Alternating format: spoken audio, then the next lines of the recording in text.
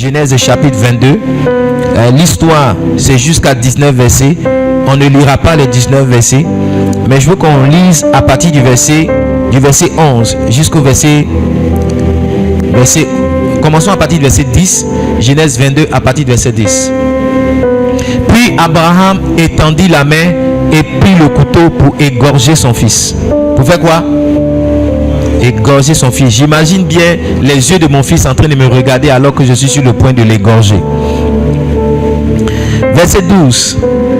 L'ange dit, c'est ça? Verset 11. Alors l'ange de l'Éternel appela des cieux et dit, Abraham, Abraham. Il répondit, me voici. L'ange dit, n'avance pas ta main sur l'enfant et ne lui fais rien, car je sais maintenant que tu crains Dieu. Il dit quoi? Je sais maintenant que tu crains Dieu et que tu n'as pas refusé ton fils, ton unique. Abraham leva les yeux et vit derrière lui un bélier retenu dans un buisson par les cornes. Et Abraham alla prendre le bélier et l'offrit en holocauste à la place de son fils. Je prie pour toi que Dieu t'ouvre les yeux et que tout ce que Dieu a disposé autour de toi comme provision, que tu ne sois point frappé d'aveuglement, que tu les vois au nom de Jésus. Ce qui est caché, ce qui est révélé, que tu puisses les percevoir tous avec les yeux spirituels au nom de Jésus. Verset 14. Abraham donna à ce lieu le nom de Jéhovah Jireh. C'est pourquoi l'on dit aujourd'hui, à la montagne de l'Éternel il sera pourvu. Que Dieu t'accorde la provision au nom de Jésus. Toute forme de manque dans ta vie disparaît. Maintenant le Seigneur te comble de toute forme de bien et tu es pourvu dans tous tes besoins au nom de Jésus. Verset 15. L'ange de l'Éternel appela une seconde fois Abraham des cieux et dit, je le jure par moi-même, parole de l'Éternel, parce que tu as fait cela et que tu n'as pas refusé ton fils, ton unique. Verset 17. Cette parole te concerne.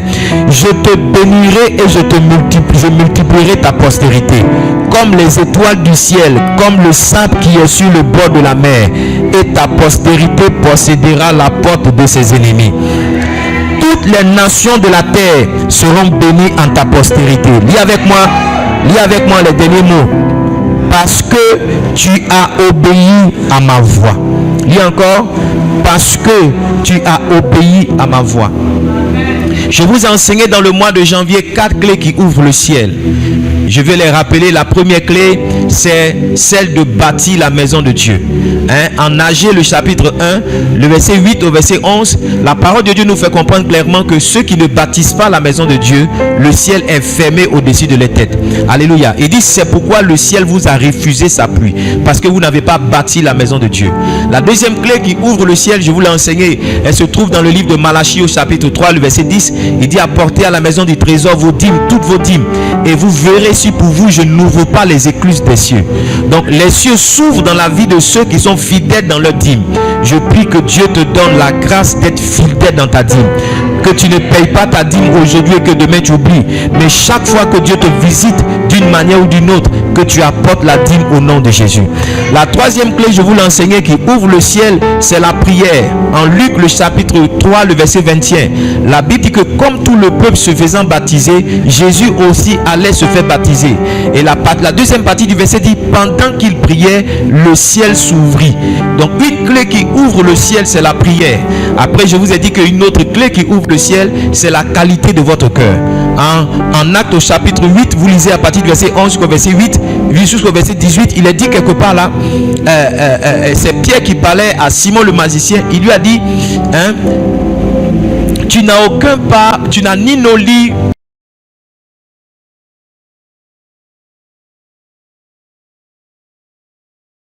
aussi du cœur de l'homme qui définit l'atmosphère sous laquelle il évolue. C'est la qualité du cœur de l'homme qui définit les circonstances dans lesquelles il évolue. Aujourd'hui, je vais vous enseigner une cinquième clé. Alléluia. Une cinquième clé qui est la clé de l'obéissance. Qui est la clé de quoi?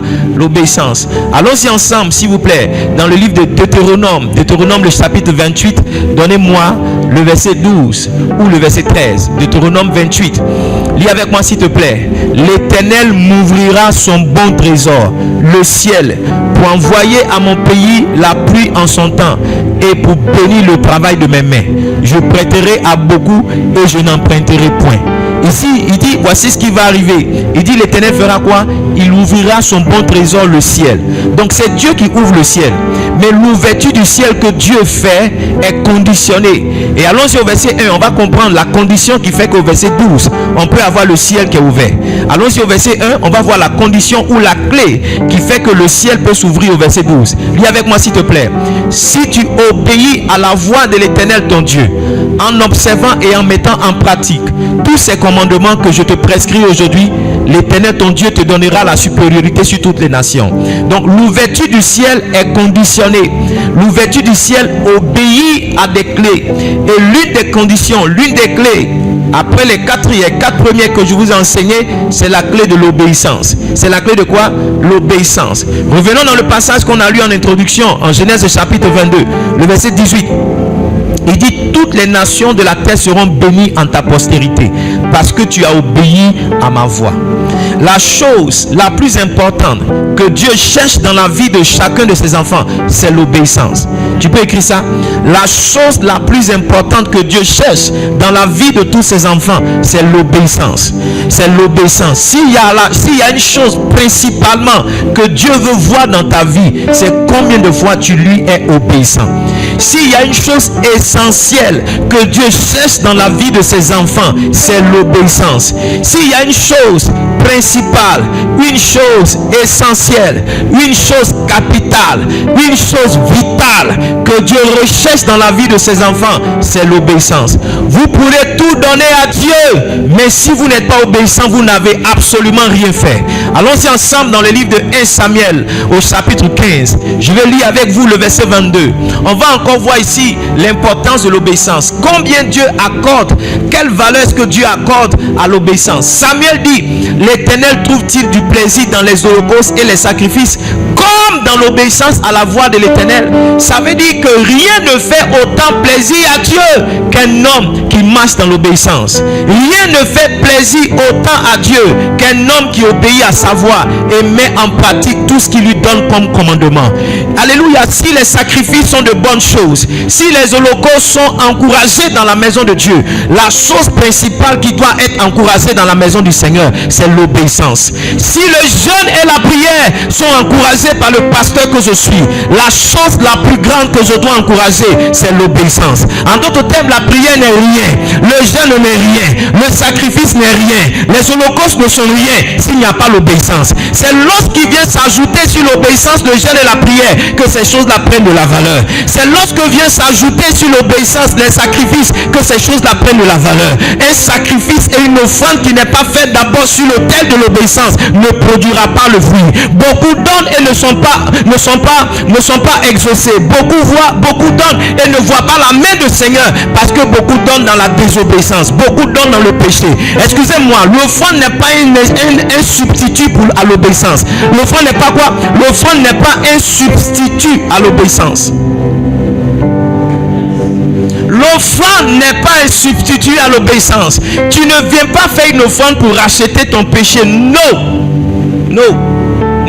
La deuxième partie du verset dit, voici l'obéissance vaut mieux que les sacrifices. Et l'observation de la parole vaut mieux que toutes les graisses des béliers.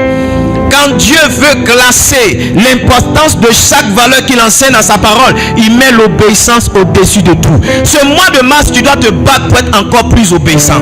Ce mois de mars, tu dois te battre encore pour pratiquer davantage la parole de Dieu. Ce mois de mars, tu dois te battre pour observer encore plus la parole du Seigneur. Est-ce que je peux ajouter une autre chose sur l'obéissance? Peut-être que tu n'as pas perçu. Revenons en Genèse chapitre 22. Le verset 18, il dit, toutes les nations de la terre seront bénies en ta postérité. Beaucoup pensent que obéir à Dieu ou bien désobéir à Dieu, ne relève que de leur simple fait.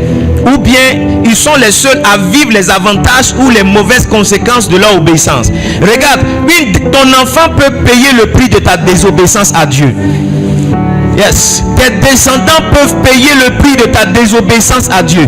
Ce que Dieu te demande de faire dans une saison, ça n'engage pas que toi. Ça engage aussi la vie de tes enfants qui sont derrière toi. Ça engage aussi la vie des descendants qui sont après toi. Ce que Dieu te demande de faire aujourd'hui, ne dis pas non, je m'en fous. Dans tous les cas, c'est on dit quoi? Le salut est personnel. Si le salut est personnel, les conséquences de tes actions peuvent être partagées par tes descendants. Si toi seul tu vas en enfer, tes enfants peuvent payer le prix de tes mauvais choix. Tes enfants peuvent payer le prix de tes mauvais choix. Il peut avoir de mauvaises conséquences aux actions que tu poses maintenant.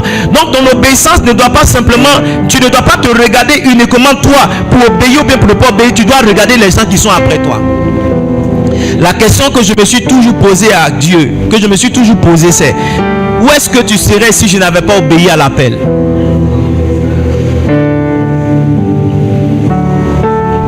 Yes. J'ai vu une servante de Dieu, je lui dis, je n'ai aucun regret, parce que je me pose cette question-là. Où seraient ces jeunes, ces enfants qui jouent avec moi, ces enfants qui chantent avec moi, ces enfants pour lesquels quelquefois certains parents m'envoient des messages pour me dire merci? Où est-ce que ces enfants-là seront si je n'avais pas répondu à l'appel? Beaucoup pensent que l'obéissance c'est juste avoir un vélo, avoir une voiture. Non, ton obéissance concerne la destinée de beaucoup de personnes. Il y a des gens dont la vie de demain est rattachée à ce que tu vas faire aujourd'hui, mais à ce que tu ne vas pas faire. Donc ça ne tient pas qu'à toi, mais ça tient aussi à la vie de beaucoup de personnes.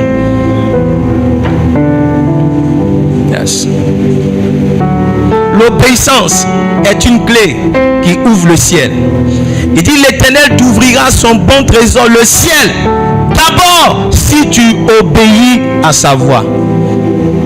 Écoutez-moi bien, toutes ces 5 clés que j'ai partagées avec vous peuvent être des indicateurs à partir desquels vous pouvez apprécier la qualité de votre vie. Papa, ma vie ne va pas. Est-ce que tu es fidèle dans la maison de Dieu? Papa, ma vie ne va pas. Est-ce que tu es fidèle dans ta dîme? Papa, ma vie ne va pas. Est-ce que tu pries? Papa, ma vie ne va pas. Est-ce que tu as un bon cœur? Papa, ma vie ne va pas bien. Est-ce que tu es quelqu'un qui obéit à la voix du Seigneur? Ne viens pas juste accuser Satan. Satan est le bouc émissaire qui paye le prix de tout ce qui ne va pas dans la vie des enfants de Dieu. Écoutez-moi, Satan le pauvre, on a mis sur lui tout ce qui relève de notre responsabilité. Dès que ça ne va pas, on cherche un ennemi à gauche. Dès que ça ne va pas, on cherche un ennemi à droite. Mais dans beaucoup de cas, nous sommes nous-mêmes nos propres ennemis à la difficulté de notre destinée. Prenez les messages que je vous enseigne avec beaucoup de sérieux. Écoutez-les et réécoutez-les. Ce matin encore, j'ai réécouté la première prédication, le premier message que j'ai envoyé en cette année 2025. Et j'ai été béni par la qualité, la quantité des révélations qui y sont. Allez-y écouter et essayez de voir si vous êtes en train d'appliquer. Ne pensez pas qu'un message, on le prêche juste pour un mois et puis après on passe à autre chose. Ce que j'ai enseigné en janvier, est-ce que tu l'as appliqué en février? Est-ce que tu continues de l'appliquer en mars? Parce que voyez-vous, quand j'ai parlé de l'importance des dîmes, il y en a sur qui ce message a eu un effet direct, qui le dimanche, le même dimanche, on donnait la dîme. Le dimanche qui après, on donnait la dîme. Mais le mois de février, ils ont commencé à réfléchir. Est-ce qu'ils doivent continuer ou bien est-ce qu'ils doivent arrêter? Donc ne sois pas ceux-là qui réagissent dans l'euphorie parce qu'un message a été doux ou bien agréable à entendre. Mais sois ceux-là qui sont diligents à appliquer la chose, qui commencent et qui vont terminer avec leur application. Est-ce que je peux avoir un bon amen? Est-ce que je peux avoir un bon amen? Yes. Donc tout au long de ce mois de mars, je vous enseignerai comment être obéissant à Dieu. Obéir à Dieu, en une phrase, c'est faire sa volonté.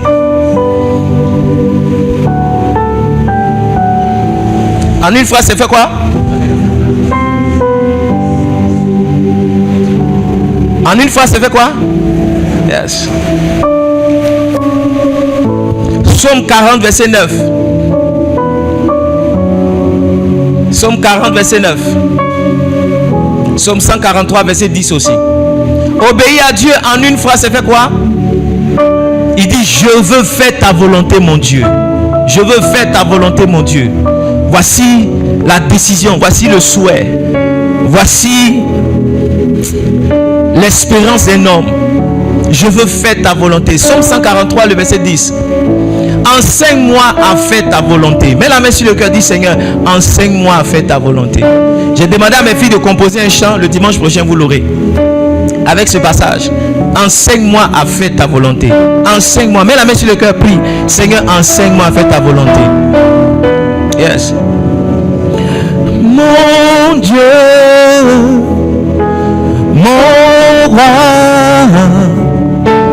mon Dieu, je veux faire ta volonté. Mon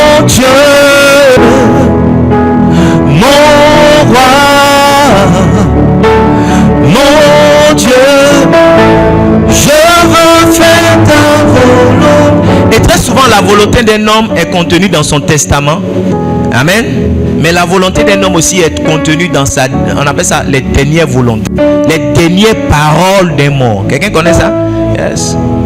C'est-à-dire sur le lit de mort, les dernières choses. On était à des funérailles cette semaine et puis on s'interrogeait parce que la dame qu'on a enterrée, elle portait un nom à Ducrou, mais elle était enterrée chez les Haïti.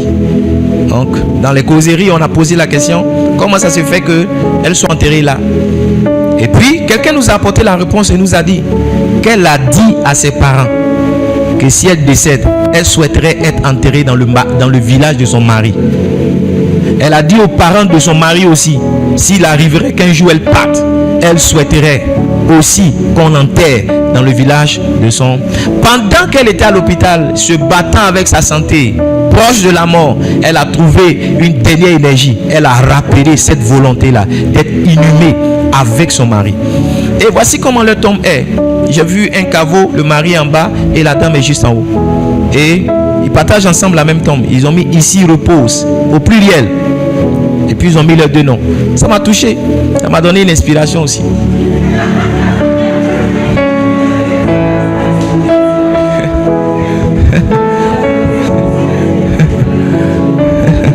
Parce qu'elle dit, même tu au point d'être enterré dans la même tombe que moi. Elle dit, il n'y a pas de problème. Vous êtes témoin. Alléluia. Quelle est la dernière volonté de notre Seigneur Jésus? C'est là que je vous conduis aujourd'hui. Matthieu chapitre 28, lisons à partir du verset 19. Est-ce que Jésus voulait être enterré à Obaf ou bien voulait être enterré à Thiar? La Bible va nous le dire. Quelle était la dernière volonté du Seigneur? Yes. Est-ce que vous savez que certaines personnes, leur dernière volonté, c'est d'interdire qu'un type ou bien tel type vienne à leur funérailles? Yes. Il y a des gens avant de mourir, ils disent, faut pas lui là va venir. C'est mon ennemi sur la terre et dans le ciel. Quelle était la dernière volonté de notre Seigneur Jésus? Lisons ensemble. 1, 2, 3, go. Il dit, allez, faites de toutes les nations des disciples, les baptisant au nom du Père, du Fils et du Saint-Esprit. Verset 20.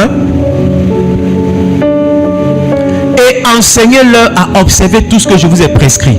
Et voici, je suis avec vous tous les jours jusqu'à la fin du monde. Est-ce qu'il y a verset 21? Donne-nous aussi à verset 21. Il y a verset 21.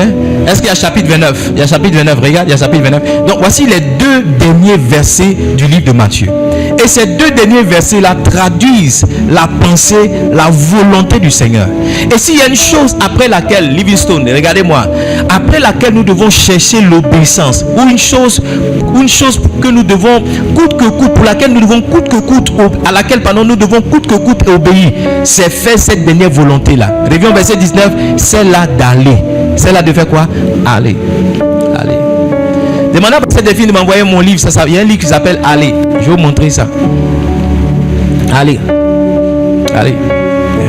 Je veux faire ta volonté, mon Dieu, mon roi, mon Dieu. Je veux faire. Il y a un autre cantique qui dit, où tu m'envoies, je vais. Jésus, où tu m'envoies, je vais.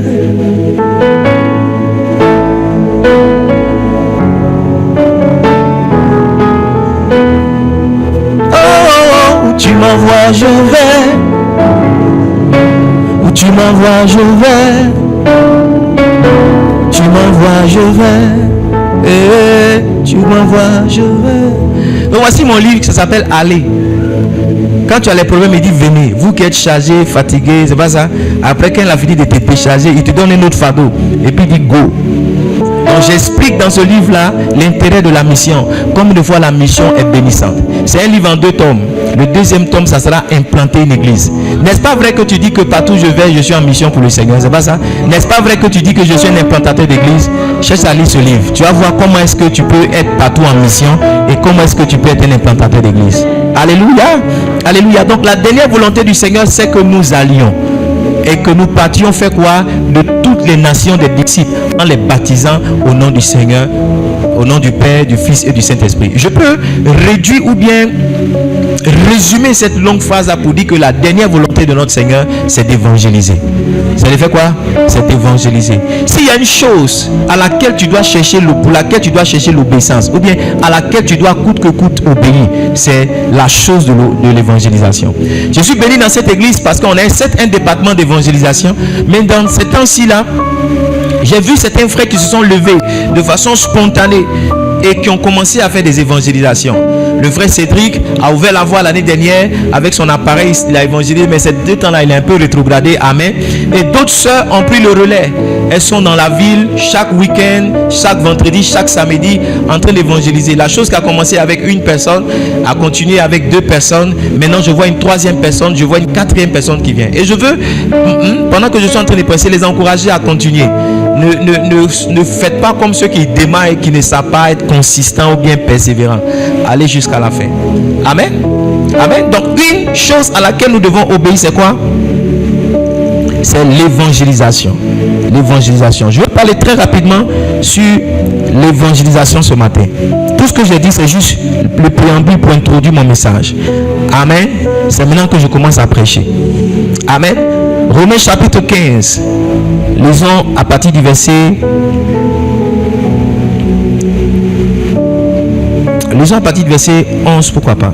Romains chapitre 15, on va lire à partir du verset 15 jusqu'au verset 19. Romains, c'est le 2e livre de méditation de ce mois de mars. On a le premier livre qui est le livre de la Genèse. Amen. Amen. Louez l'Éternel, vous toutes les nations, célébrez-le, vous tous les peuples. Ésaïe dit, il sortira d'Isaïe un rejeton qui s'élèvera pour régner sur les nations. Les nations espéreront en lui. Que le Dieu de l'espérance vous remplisse de toute joie, de toute paix dans la foi, pour que vous abondiez en espérance par la puissance du Saint-Esprit. Verset 14. Pour ce qui concerne mes frères, je suis moi-même persuadé que vous êtes pleins de bonnes dispositions, remplis de toute connaissance et capables de vous exhorter les uns les autres. Verset 15. Cependant, à certains égards, je vous ai écrit avec une sorte d'hardiesse, ok, comme pour réveiller vos souvenirs à cause de la grâce que Dieu m'a faite d'être ministre de Jésus-Christ parmi les païens, m'acquittant du divin service de l'évangile de Dieu, afin que les païens lui soient une offrande agréable, étant sanctifiés par l'Esprit Saint. On lit jusqu'au verset 19. J'ai donc sujet de me glorifier en Jésus-Christ pour ce qui regarde les choses de Dieu. Verset 18. Car je n'oserais mentionner aucune chose que Christ n'ait pas faite par moi pour amener les païens à quoi? À l'obéissance par la parole et par les actes. Verset 19 enfin. Lis avec moi le verset 19 si tu es là. 1, 2, 3, go. Par la puissance des miracles et des prodiges, par la puissance de l'Esprit de Dieu, en sorte que depuis Jérusalem, depuis Tabou, et que les pays voisins jusqu'au Burkina, j'ai abondamment répandu l'évangile de Christ. C'est quoi l'évangélisation? Il faut noter, première définition, l'évangélisation ou bien évangéliser, c'est répandre Christ. C'est fait quoi? Répandre Christ. Il dit j'ai abondamment répandu l'évangile. L'évangélisation, c'est répandre Christ. C'est répandre Christ. C'est répandre l'évangile. Il dit j'ai abondamment répandu l'évangile de Christ. Quand quelqu'un évangélise, c'est ça non? Il répand Christ. Quelqu'un a une poudre ici. Quelqu'un a une poudre. Quand vous lancez on dit de la poudre, c'est ça non? Une poudre. Quand vous lancez de la poudre dans l'air, d'accord? La poudre fait quoi? Elle se répand partout. Évangéliser, c'est un peu comme cette image. C'est lancer le nom de Jésus-Christ pour que le nom de Jésus-Christ aille partout. Amen. Quand la fumée se répand aussi, c'est pareil. Ceux qui fument le poisson, lorsqu'ils font le feu, d'accord, vous voyez très souvent que la fumée se répand un peu partout. Si chez toi à la maison on prépare au feu du bois, tu vas voir que la fumée rentre dans ton salon, la fumée rentre dans ta chambre, n'est-ce pas vrai? La fumée rentre dans la cuisine même, c'est là-bas même que, voilà. Donc répandre Christ, d'accord, c'est amener le nom de Christ partout.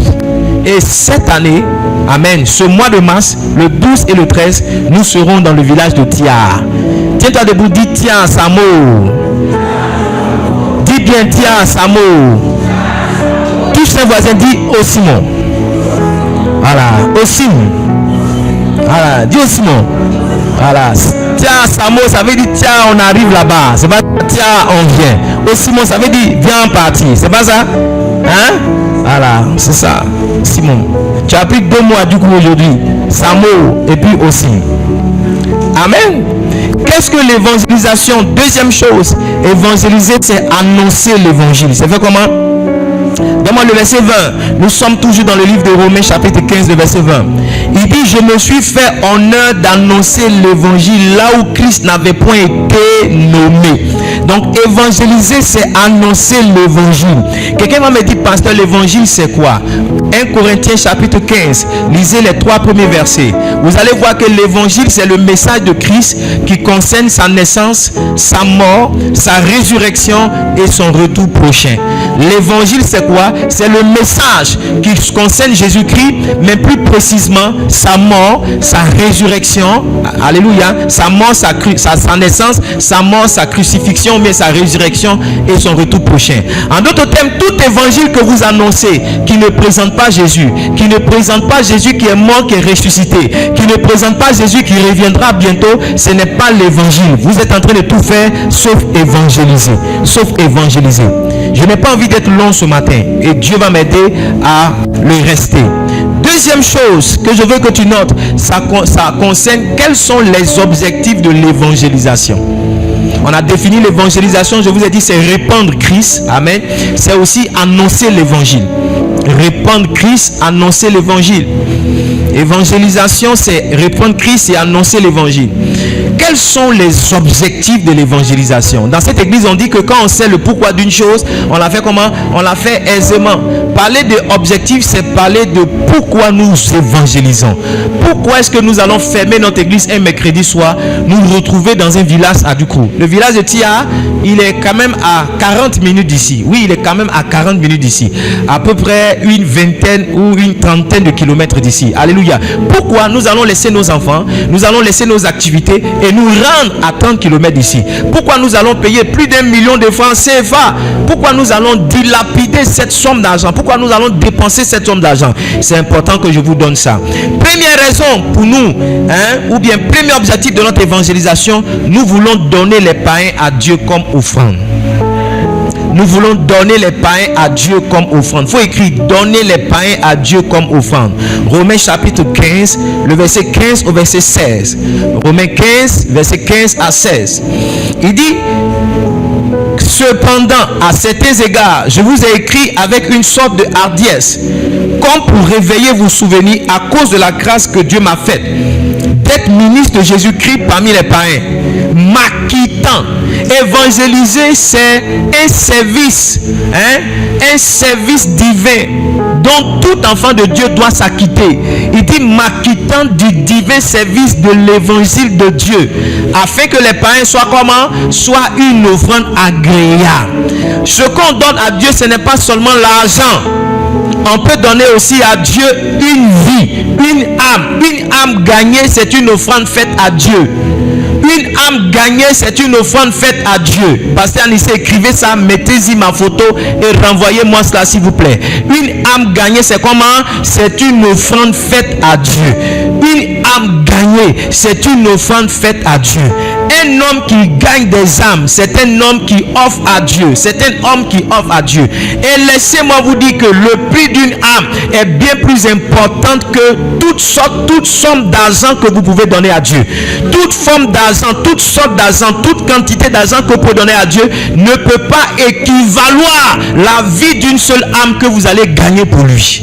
En d'autres termes, tu es un grand donneur, pas à cause de tes billets de banque, mais à cause du service divin de l'évangile auquel tu te soumets. Une âme gagnée est une offrande faite à Dieu. Dis-le avec moi. 1, 2, 3, go. Une âme. Dis-le encore s'il te plaît. Une âme gagnée. Lisons ensemble Luc le chapitre 15. Donne-moi le verset 7. Peut-être on lira jusqu'au verset 10. Luc 15, 7 et 10. Why not? Luc 15. De même, je vous le dis, lis avec moi s'il te plaît, il y aura plus de joie dans le ciel pour un seul pécheur qui se repent que pour 99 justes qui n'ont pas besoin de repentance. Reste sur ce verset-là. Pourquoi nous fermons l'église? Parce que nous avons besoin qu'un seul pécheur se répande dans le village de Tyr. Il y a 99 justes ici. Vous n'avez pas besoin de Jésus, vous l'avez déjà. Vous avez juste besoin de connaître les principes, les mystères du royaume pour évoluer sur cette terre et avoir votre récompense au ciel. Et en le faisant, alléluia, nous n'apportons pas seulement une âme gagnée, mais nous mettons la joie dans le ciel. Je pense que la qualité du ciel sous lequel tu opères dépend aussi de la joie ou de la tristesse que tu y envoies. Si tu es quelqu'un qui produit la joie dans le ciel, je suis sûr que ta vie sur cette terre sera une vie agréable. Mais si tu es quelqu'un qui attriste le ciel, je suis persuadé que tu rencontreras une vie difficile. Une vie difficile. Vous savez, dans nos églises, on a laissé la responsabilité de l'évangélisation au département d'évangélisation. On a laissé la responsabilité de l'évangélisation aux responsables de l'évangélisation, au comité de l'évangélisation, au groupe d'évangélisation. Et on pense que cela ne relève pas de nos capacités. Ce n'est pas nous en tant qu'enfants de Dieu qui devons évangéliser. Non. Le message de Matthieu chapitre 28, le verset 19 à 20, s'adresse à chacun d'entre nous. C'est pourquoi dans cette église, on récite notre credo et chacun dit: je suis un évangéliste. Nous ne sommes pas des évangélistes forcément par appel, mais nous le sommes par fonction, nous le sommes par responsabilité. En 2 Corinthiens, est-ce que je peux avoir le verset? 2 Corinthiens chapitre 5, on va lire le verset 17 jusqu'au verset 20. 2 Corinthiens chapitre 5, donnez-moi le verset 17 au verset 20. Là comme, il dit: si quelqu'un est en Christ, il est une nouvelle créature. Les choses anciennes sont passées. Voici, toutes choses sont devenues nouvelles. On aime bien réciter ce verset-là. Verset 18, il dit: en tous, et tout cela vient de Dieu qui nous a réconciliés avec lui par Christ et qui nous a donné quoi? Le ministère de la réconciliation. On s'arrête au verset 17 pour dire que oh, je suis né en Christ, maintenant ma vie doit être nouvelle. Je suis né maintenant, ma vie doit être ceci. Mais la Bible dit que quand nous sommes nés de nouveau, nous avons reçu un ministère, nous avons reçu un mandat, nous avons reçu un service. L'apôtre Paul l'appelait le divin service. Et ce ministère-là, c'est le ministère de la réconciliation. En Côte d'Ivoire, ici, on essaie de mettre en place ce ministère-là. Je ne sais pas s'il existe encore, bien ils l'ont annulé. Ils l'ont annulé. Si tu n'es pas ministre ivoirien de la réconciliation, tu es ministre du ciel de la réconciliation. Et ton travail consiste à amener des païens à se réconcilier avec leur Dieu. Verset 19, on lit jusqu'au verset 20. Verset 19, please. Car Dieu était en Christ, réconciliant le monde avec lui-même. En n'imputant point aux hommes leurs offenses, il a mis en nous la parole de la réconciliation. Verset 20, il dit: nous faisons donc les fonctions d'ambassadeur pour Christ. Un ambassadeur, c'est un fonctionnaire d'un pays qui fait la promotion de son pays d'origine dans son pays de résidence. Un ambassadeur, c'est un fonctionnaire qui fait la promotion de son pays d'origine dans quoi? Dans son pays de résidence. Nous sommes originaires des cieux, nous venons du ciel et la terre est notre pays de résidence. Et pendant que nous sommes sur cette terre là, qu'est-ce que nous devons faire? Nous devons faire la promotion de notre pays d'origine qui est le ciel. Et comment est-ce qu'on fait la promotion de notre pays d'origine qui est le ciel? En parlant de Jésus-Christ de Nazareth. Tu n'as pas besoin d'avoir une onction spéciale, tu as juste besoin de comprendre ton importance dans le royaume et les fonctions d'ambassadeur desquelles tu as été revêtu. Est-ce que je prêche dans cette église? J'aurais eu plus de cris si je disais que quelqu'un voyagerait. J'aurais eu plus de cris si je disais que quelqu'un allait percer. J'aurais eu plus de cris si je disais que quelqu'un allait se marier. Mais voyez-vous, la chose que je vous enseigne, c'est la chose qui vous met sur le chemin du voyage. C'est la chose qui vous met sur le chemin du mariage. C'est la chose qui vous met sur le chemin de la percée. Beaucoup veulent ce que Dieu donne sans justement masser avec ses ordonnances et masser avec le plaisir, avec le désir de Dieu. S'il y a une chose qui réjouit le cœur du Seigneur, c'est justement d'évangéliser. On veut que Dieu nous donne certaines choses sans nous mettre dans la joie. Est-ce que je peux vous donner un secret, vous qui êtes mariés ou vous qui aspirez à rentrer dans le mariage? Il n'y a rien qu'on demande à son conjoint s'il n'est pas heureux. La meilleure manière d'obtenir quelque chose de son conjoint, c'est de le mettre d'abord en joie.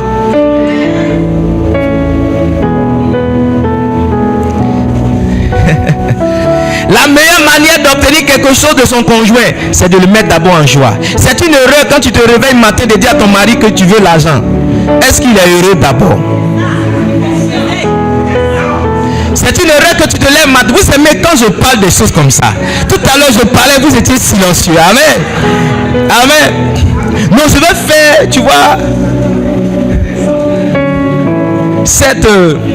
je cherche le bon mot en français. Ce parallèle, il y a un autre mot encore. Parallèle, c'est ça. Hein?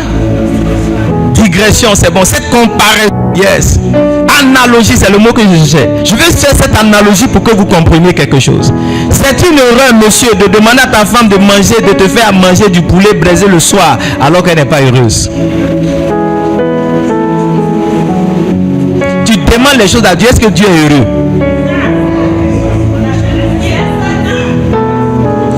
Un homme a reçu une prophétie disant qu'il mourrait. Il est parti rappeler à Dieu qu'il a mis Dieu en joie. Il a dit, Seigneur, ne te souviens-tu pas que c'est moi qui ai rétabli ça, c'est moi qui ai rétabli ici, c'est moi qui ai... Je pense que Dieu est disposé à écouter la prière de quelqu'un lorsque ce quelqu'un la provoque de la joie dans le ciel. Écoutez-moi bien, il y a les choses que Dieu donne parce que c'est notre Père. Il le donne en toute légitimité, en toute responsabilité de Père. Mais il y a beaucoup de choses que Dieu donne dans la vie de ses enfants qui relèvent de la récompense. Quelqu'un m'a dit, mais pasteur, tu es en train d'enseigner le méritantisme ou bien... En réalité, il y a des choses que Dieu donne à ses enfants parce qu'ils le méritent. Parce que dans le tableau, dans le cahier, il y a certaines choses que ces enfants-là ont faites qui justifient le fait qu'elles aient ce qu'elles sont en train d'avoir. Dieu m'a dit, tu veux être prospère, évangéliste. Dieu m'a dit, est-ce que tu connais un évangéliste qui était un homme minable? Ça n'existe pas. Il y a même des évangélistes qui n'avaient pas de ministère, qui n'avaient pas d'église, mais qui étaient des hommes plus prospères, avec plus d'impact que les pasteurs sur une communauté. Merci pour vos confirmations. Je reviens sur mon conseil. Sandrine, c'est une erreur de demander l'argent à ton mari alors qu'il n'est pas heureux.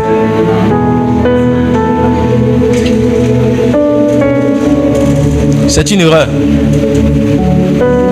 Comment rendre son mari heureux? C'est ça. C'est ça. Je suis allé au Burkina l'année dernière. Tu y seras aussi au nom de Jésus. À la même période l'année dernière, j'étais au Burkina. J'étais au Burkina. Quand on a rencontré Papa Karambiri, il nous a demandé quels sont ceux qui sont mariés. Quand on s'est levé, il dit prenez bien soin de vos femmes. Et il nous a donné ce conseil là. Une femme, prenez soin d'elle, que rien ne leur manque. On a dit, et Dieu a fait grâce, on a aussi rencontré sa femme. On passait, on est tombé dans le bureau de sa femme. Elle dit, quels sont ceux qui sont mariés? C'était comme si c'était entendu. On a levé la main, et qui sont jeunes. Et puis elle dit, prenez bien soin de vos maris. Le monsieur a dit, prenez soin de vos femmes. La femme a dit, prenez soin de vos maris. Et elle a insisté encore, prenez soin de vos femmes. Et puis elle a dit, vos papas que vous voyez, vous êtes venu le voir, non, il prend soin de moi. Maintenant, comment prendre soin d'un homme? Est-ce que vous voulez savoir ce que le papa nous a dit? Il dit, un homme, il a deux besoins, son ventre et son bas-ventre. Si les deux sont remplis, il est bien. C'est pas moi qui ai dit, oh. Vous êtes découragé de la réponse. Qu'est-ce qu'il y a dans le ventre? Qu'est-ce qu'il y a dans le bas-ventre? C'est comme a dit là. C'est ce que je vous partage. Amen. Je suis un messager. Comment prendre soin de sa femme? Donne-lui l'argent. Les femmes, elles aiment Dieu et elles aiment l'argent.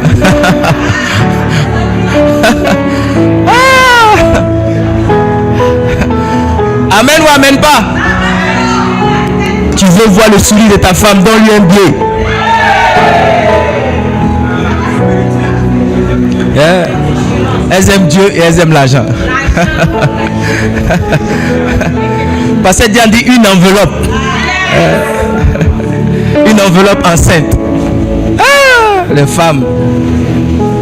Une manière simple. J'ai vu une vidéo, c'était sur les réseaux sociaux. Une femme, elle a tracé un trait sur le lit conjugal. Elle a dit à son mari, tu te couches là, je me couche là. Quand elle s'est couchée là, elle a bougé son coussin, elle a vu l'argent. Elle a effacé la ligne. Elle a effacé la ligne. Elle a pris la main de son mari, elle a mis ça sur elle. Comment ça? Comment? L'argent. Je ne sais pas pourquoi mon message est parti ici, hein, mais je sais que c'est ce que vous aimez. L'argent. Envoyer trop ta femme dans les veillées de prière, c'est bien, c'est bien. Mais donne-lui le guem. Écoute-moi, ça c'est un conseil que je vous donne. Une femme peut avoir 100 milliards. Tes tes 1000 francs que tu vas lui donner, c'est plus que tous ces 100 milliards. Pourquoi je le dis? Parce qu'il y a certains hommes qui se disent que leurs femmes n'ont pas besoin de ça. Quelqu'un dit on a besoin. Non, elle travaille déjà. Depuis elle est petite, elle sait se gérer. C'est une erreur. Même si c'est 10 000 que tu donnes à ta femme. Parce que je ne sais pas pourquoi ici tu parles de ça. Même si c'est 10 000 que tu donnes à ta femme.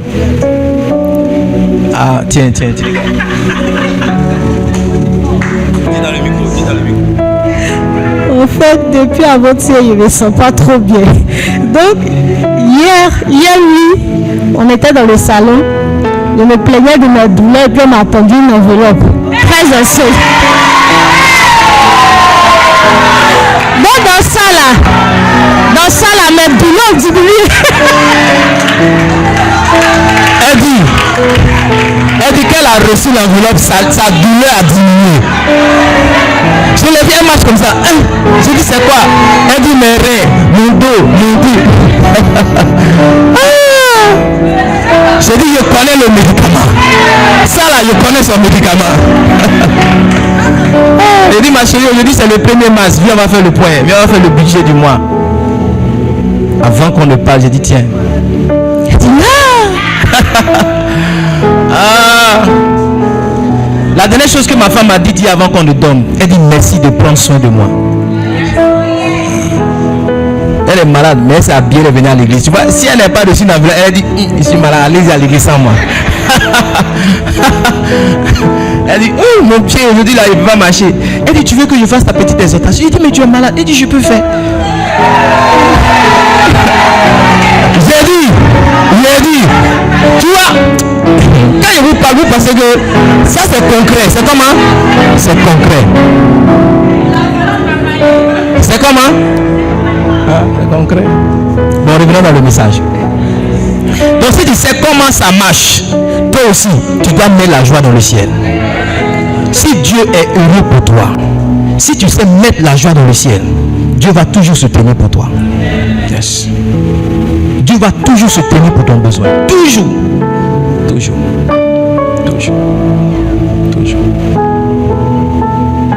J'ai même envie de vous dire qu'il y a certaines prières qu'un évangéliste ne fait pas.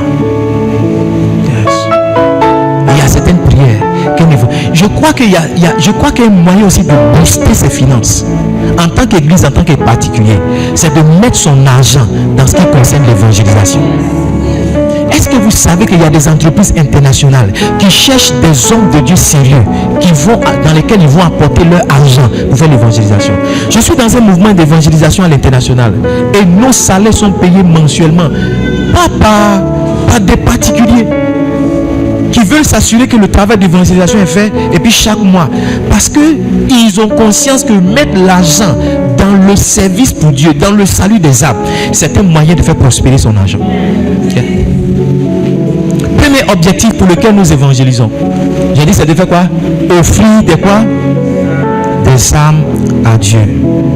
Deuxième raison pour laquelle nous évangélisons, c'est amener les païens à l'obéissance. C'est amener quoi? Romains 15 verset 18. Il dit quand je n'oserais pas mentionner,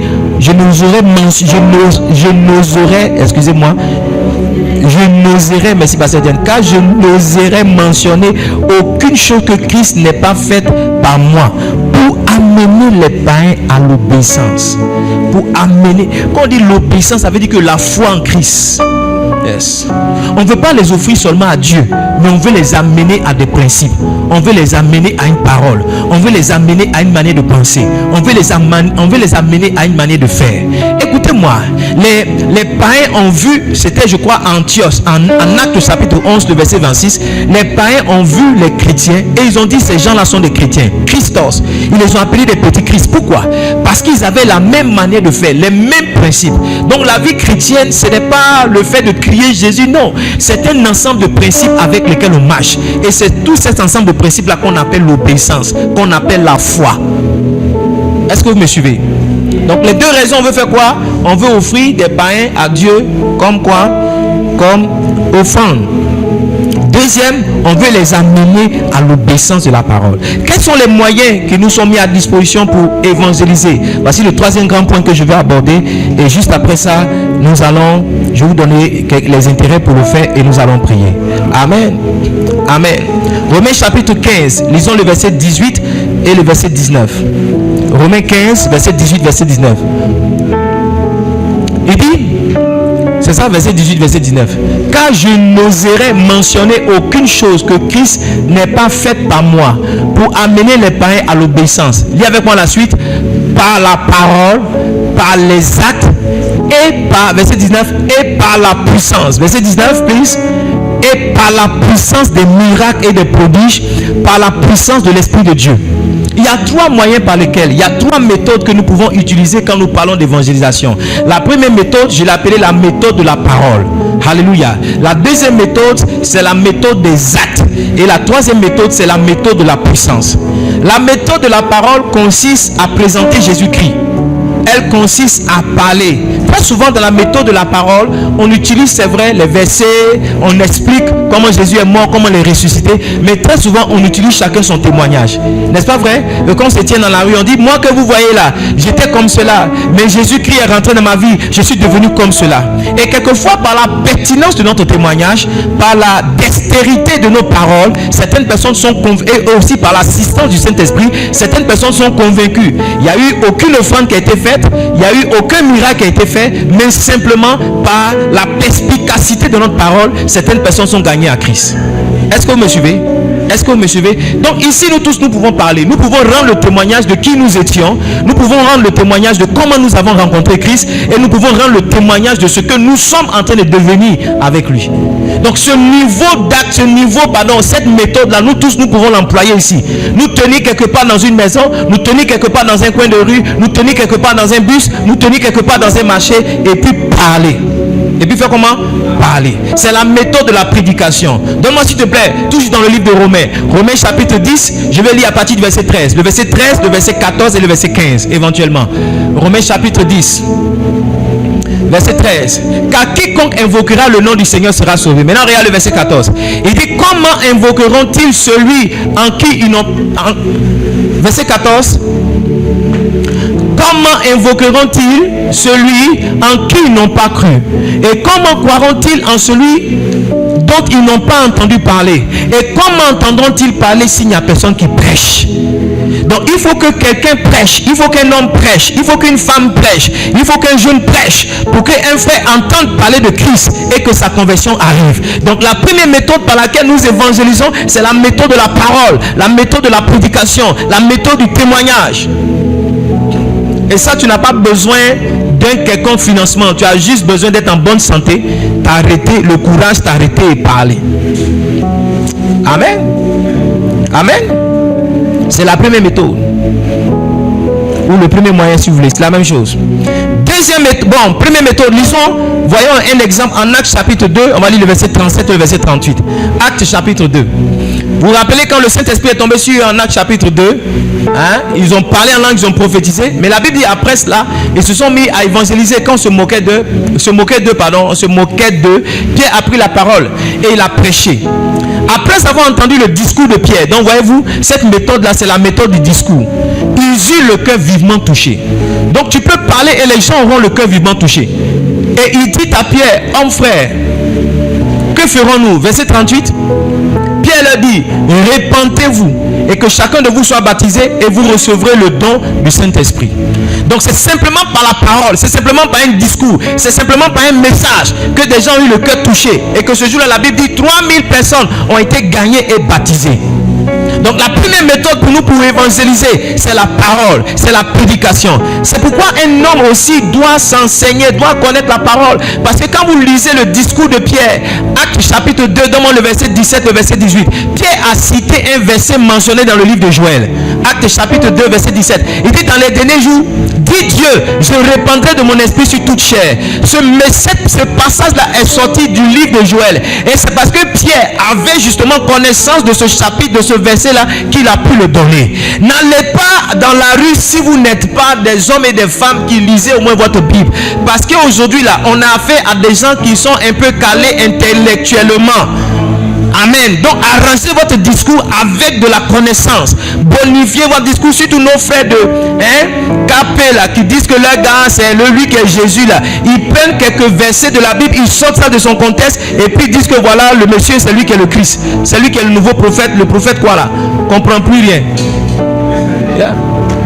Et si vous les écoutez, il y a une certaine pertinence parce qu'ils sortent les versets de leur contexte. Ils ne lisent pas le verset avant, ils ne lisent pas le verset après. Et quand ils vous donnent simplement le verset, ça l'aide de sonner bien dans votre esprit. Et voici comment les chrétiens en manque de foi, en manque de stabilité, les chrétiens déçus et frustrés ont rejoint ce groupe de personnes. Donc, je ne dis pas d'aller faire une confrontation avec eux, mais sachez au moins de quoi vous allez parler. Deuxième méthode que nous utilisons pour gagner des âmes, pour évangéliser, la méthode des actes. On voit tout ça dans le livre de Romains chapitre 15 verset 18.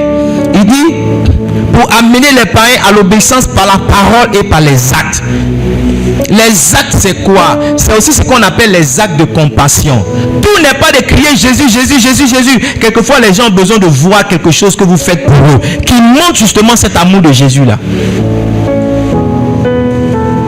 Et quand vous lisez les évangiles, Jésus n'a pas seulement ressuscité les morts, Jésus n'a pas seulement prêché. Jésus par exemple a multiplié le pain. Quand les gens sont venus à sa croisade qu'ils avaient fait, il a refusé que les disciples renvoient les gens dans la faim. Au contraire, il a trouvé 5 pains et 2 poissons qu'il a multipliés pour que 5000 hommes, sans compter les femmes et les enfants, puissent manger et qu'il en reste encore des paniers. Donc l'évangélisation, c'est pas seulement la parole, c'est aussi des actes. Quelquefois les actes parlent plus que la parole. Vous n'avez pas besoin de dire aux gens que Jésus vous aime, mais quand vous leur manifestez l'amour par la parole, ils disent vraiment, ils ont envie de suivre le Jésus que vous suivez. Parce que si ce Jésus là vous a rendu que vous pour faire ce que vous êtes en train de faire, eux aussi ils ont envie de devenir comme vous. C'est pourquoi cette année je veux qu'on pose vraiment des actions de compassion. L'année dernière on partageait un peu de riz, c'est pas mauvais, mais cette année je sens dans mon cœur par exemple, pourquoi pas refaire la peinture de l'école de Tia? Pourquoi on n'irait pas à Tia payer des pots de peinture et reprendre toute la peinture de l'école, depuis le bureau du directeur dans toutes les salles de classe, rénover cette école là, ne serait-ce qu'avec la peinture. Pourquoi on ne le ferait pas? Ce serait un grand message. Les gens diraient, il y a une église qui est passée ici évangéliser. Ils n'ont pas fait que parler, mais ils ont aussi rétabli l'école. Et c'est ce que notre papa le pasteur Mohamed fait. Partout il passe, il y a des endroits en Côte d'Ivoire, il a offert des blocs opératoires. Il y a des endroits en Côte d'Ivoire, ils ont fait beaucoup de choses. Ce message-là est plus important que... Bon, chaque message a son importance, mais lui aussi, il a sa pertinence. Je me rappelle une autorité administrative était à côté du pasteur. Lorsque on a donné le micro à cette autorité-là, il dit, j'ai appris avec le pasteur Mohamed que être chrétien, c'est pas de la fafaronnade. C'est le monsieur là, c'est un préfet, c'est lui qui disait ça. Il dit, c'est pas prendre sa Bible et crier. Il dit, je viens d'apprendre ça. Que être chrétien, c'est être concret. C'est être touché par la situation des gens. Quand je suis rentré à Tia cette semaine, on aura le temps de vous montrer ces photos. J'ai été touché par le niveau de pauvreté. Quand je suis sorti du village, j'ai dit, béni soit Dieu pour ceux qui ne sont pas nés au village. Parce que j'ai dit, quelle est la destinée de ces enfants qui sont au village? Quelle est leur destinée? Il y a certains qui sont ici, c'est l'amour de Dieu qui vous a sorti de Tia.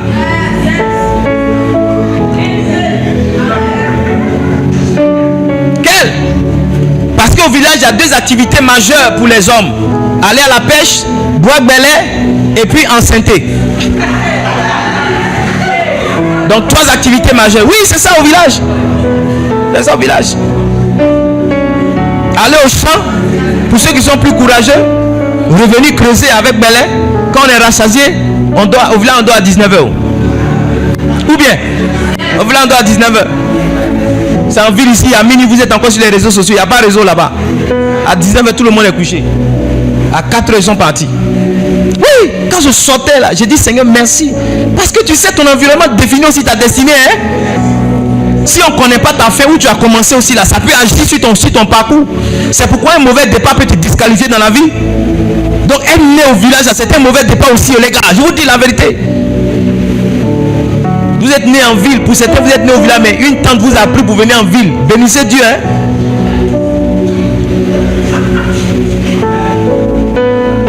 Oui. Tout à l'heure, on va vous montrer une photo. J'ai vu un jeune homme avec un enfant avec des pieds arqués. Oui. Et j'ai pensé au fils de pasteur Marcel. Pasteur Marcel encore, c'est parce qu'il a envie qu'il a appris que voilà, on peut traiter les pieds. On a fait des traitements, les pieds de l'enfant sont en train de se raidir. Mais et lui là, qui sait qu'il y a quelque chose, mais même si on sait qu'il y a quelqu'un qui peut payer le transport pour partir, qui peut payer, qui peut aller rester avec l'enfant. Et l'enfant avec ses pieds là, il est condamné comme ça. Parce qu'il est simplement au village. Vous avez vu comment il est devenu calme? Parce qu'il est né au village. Maintenant, nous qui sommes en ville, on leur doit quelque chose. On fait quoi? On leur doit quelque chose. On leur doit la grâce qu'on a eue. On leur doit la pitié que Dieu nous a faite. On leur doit la compassion que Dieu nous a donnée. On leur doit cela en retour. S'ils n'ont pas eu ça, nous on doit leur communiquer le peu que Dieu nous a donné. Vous dites petit, même si on ne peut pas te ramener pour raidir tes pieds, tiens au moins une chaussure que tu vas porter. Tiens au moins une chaussure qui est adaptée. Tiens au moins un t-shirt qui est adapté. J'ai vu les enfants là se réjouir. Mettez les photos pendant que je suis en train de prêcher. Voilà, voici mon gars. Il dit ça s'appelle Soukou. Je ne peux pas oublier son nom parce qu'il a le même nom que pasteur Donatien. Il dit ça s'appelle Soukou. Ça s'appelle Soukou. Et je n'ai pas senti la tristesse dans son regard. Vous l'avez vu, non? Parce que tu sais, souvent dans ces genre de cas-là, tout est bien pour toi jusqu'à ce que tu découvres qu'il y a meilleur. C'est quand tu as vu qu'il y a meilleur que tu dis, mais dans quoi tu es? Donc aussi longtemps qu'ils sont là, ils se disent, bon, c'est ce qui est normal, c'est ce qui est normal, c'est ce qui est normal. Mais quand ils voient la vraie mesure du normal, ils réalisent qu'en fait, ils étaient dans les ténèbres. On leur doit quelque chose, on doit quelque chose à ces villages. Si vous me voyez en train de faire des conférences pour les pasteurs, c'est parce que je me dis que je dois quelque chose aux pasteurs. La lumière que Dieu m'a donnée, je ne peux pas la garder pour moi seul.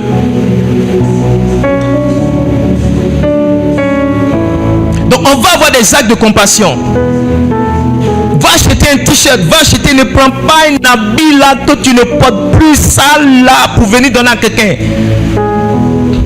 Ce que tu aurais voulu qu'on te donne toi-même, va l'acheter pour donner à quelqu'un.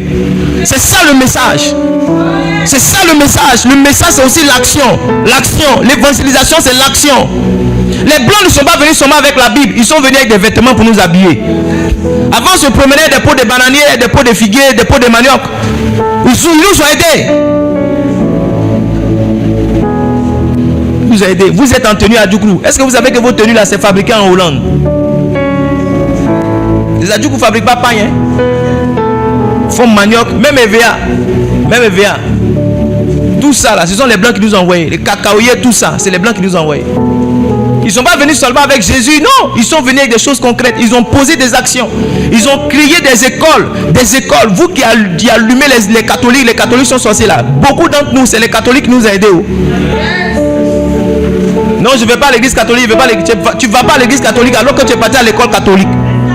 Tu as vu comment tu es ingrat? Catholique, ah. On aime nos parents. Amen. Amen. Hein? Ah, moi je ne suis pas dans les guerres, ne me mettez pas dedans pour dire non, moi je ne suis pas dans ça. Hein? Alléluia. Luc chapitre 9 verset 13, je viens de vous dire, Jésus-Christ a multiplié le pain. Sinon on ne peut pas multiplier le pain, on peut acheter beaucoup pour partir. Amen. Si on ne peut pas multiplier, on peut faire quoi? On peut aller à la boulangerie, acheter beaucoup pour partir. Je ne suis pas sûr que je peux prendre 2 pains là-bas pour multiplier, ça donne beaucoup. Mais au moins, on peut acheter en quantité suffisante. Alléluia. Amen ou bien amen pas? Ouais, je suis pasteur, je ne suis pas Jésus. Alléluia. Acheter beaucoup pour aller les partager le pain. C'est qu'on a vu dans la Bible, on va le faire. Qui mange du pain, qui veut partir avec moi pour peindre l'école de Tia? Qui veut partir avec moi pour acheter du pain pour donner des vêtements aux gens? Yeah. Si c'est tout ce qu'on fait sans parler, on a fait beaucoup. Je vous assure, si c'est tout ce qu'on fait, qu'il n'y a pas ceci, on n'a pas parlé, on a fait beaucoup. On a fait beaucoup. Troisième méthode par laquelle nous pouvons gagner des âmes, c'est la méthode de la puissance. Dit power. Power, dit power. Romains chapitre 15, verset 19, il dit, viens verset 18, on va mieux comprendre. Verset 18, on va mieux comprendre. Il dit, car je n'oserais mentionner aucune chose que Christ n'ait pas faite par moi pour amener les païens à l'obéissance par la parole et par les actes. Troisièmement, il dit par la puissance, verset 19 maintenant, par la puissance des miracles, des prodiges et par la puissance de l'Esprit de Dieu. quand on va en évangélisation, on doit utiliser la puissance. Parce qu'il y a des tomates dans nos villages, il y a des tomates dans nos quartiers. S'ils n'ont pas vu, ils ne vont pas croire. S'ils n'ont pas vu, ils ne vont pas croire. S'ils n'ont pas vu. Donc on doit nous-mêmes aussi avoir la foi suffisante pour nous engager sur le point des miracles, sur le plan des miracles, sur le plan des manifestations de l'esprit. À Dabou ici, en ce qui concerne cette région dans laquelle nous sommes, les gens sont déjà religieux. Il n'y a pas un village dans lequel vous irez, vous ne verrez pas un temple. Soit un temple catholique, un temple méthodiste, papa nouveau ou bien messianique. Au contraire, j'ai même envie de dire que dans beaucoup de villages, les temples les plus grands sont les temples de messianique, sont les temples de papa nouveau. Donc les gens sont déjà religieux. Ce que les gens n'ont pas, c'est power. La seule puissance qu'ils ont, c'est la puissance des ténèbres. Nous, on doit leur montrer la puissance de la lumière. Croire que le Seigneur peut agir dans la vie de quelqu'un, changer la vie de quelqu'un, apporter une guérison, apporter un miracle. Est-ce que je peux terminer mon message ce matin? C'est pas un message avec beaucoup d'excitation, mais c'est quand même la pensée du Seigneur. Quel est l'intérêt donc de chaque méthode? La première méthode, qui est la méthode de la parole, prêcher Jésus, c'est de présenter Christ. Dans cette méthode-là, on établit clairement que Jésus est Christ et qu'il est venu pour nous sauver. Et nous-mêmes, quelquefois, en partageant nos témoignages, on montre qu'on est le produit de cette parole, de ce message. Quel est l'intérêt, pasteur, d'utiliser les actions? Quel est l'intérêt d'utiliser les actions? C'est de démontrer l'amour de Dieu. C'est de démontrer l'amour de Dieu. Arrivé un moment dans le foyer, les femmes sont fatiguées d'entendre je t'aime. Elles veulent voir une démonstration gourmétique. Arrivé un moment dans le foyer, les hommes sont fatigués d'entendre je t'aime, je t'aime, je t'aime, je t'aime. Ils veulent voir combien de fois tu es une aide pour eux. Le pasteur a dit c'est le pasteur, c'est l'homme qui doit prendre soin de la maison, c'est vrai. Mais il ne faut pas oublier que la femme peut être aussi une aide. Amen. Amen. Amen. Ah chérie, tiens 10 000 francs pour compléter la facture de CIE. Ça sonne plus dans son oreille que tous les mots que tu envoies à Saint-Valentin, les roses que tu envoies là. Une femme qui est assise ici, tu ne peux pas être en paix pendant que ton mari est en train de souffrir. Même si c'est sa responsabilité de prendre soin de la maison. Tu vois ton mari en train de souffrir, maigri. Il est en train d'avoir la calvitie. Beaucoup de jeunes que vous voyez qui sont chauves là, c'est les problèmes comment ils vont payer les factures. Tu as marié un monsieur comme moi avec beaucoup de cheveux vers les 40 ans. Tu vois que ses cheveux sont partis là. C'est les problèmes. Comment elle va payer le loyer, comment elle va te mettre à l'aise. Il ne faut pas dire non, non. Moi, pas dire le nom de quelqu'un. Ma fille, assiste ton mari. Mais si c'est sa responsabilité, de temps en temps, dis-lui, c'est moi là, c'est moi qui paye le loyer. Tu peux faire ça une fois par an. Les femmes, aucune femme n'a dit yes, aucune femme n'a dit amen. Mais quand je dis c'est à l'homme de prendre soin de sa femme, les femmes disent yes, papa presse.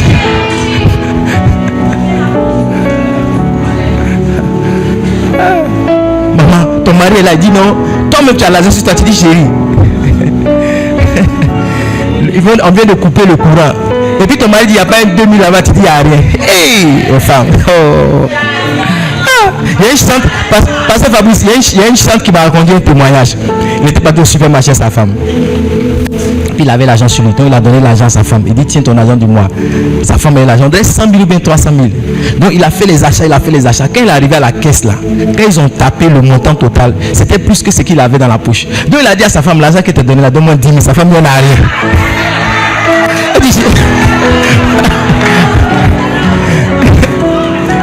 Il dit sa femme, elle dit elle n'a rien. Il dit mais sa femme dit, il dit elle n'a rien. Aïe.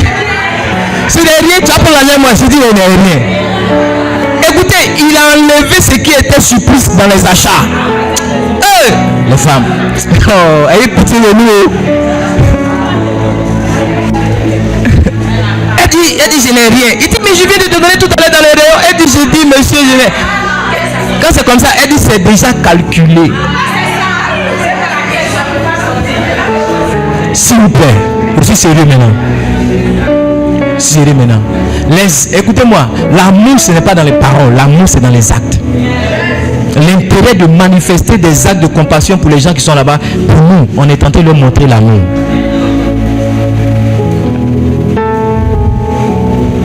Il y a des femmes qui font ça, mais leur mari ne réagissent pas bien. Donc depuis un moment, ils sont découragés. Reprenez.